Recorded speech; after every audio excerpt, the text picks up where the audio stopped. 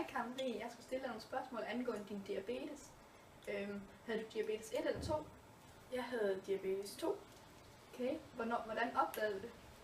Jeg opdagede det ikke rigtigt, men jeg tænkte sådan lidt, fordi at min mormor hun har haft det. Og så kunne det jo godt være gået i arv. Fik du medicin for det? Nej, jeg fik bare at vide, at jeg lige skulle tabe mig lidt. Og Hvordan kom du af med det? jeg tabte mig. Okay. Påvirker det dig? Nej. Altså jeg tænkte selvfølgelig over, om jeg kunne have det, men ellers ikke. Nå. Var det meget slemt, da du havde? Nej. Havde du rigtig nogle symptomer for det?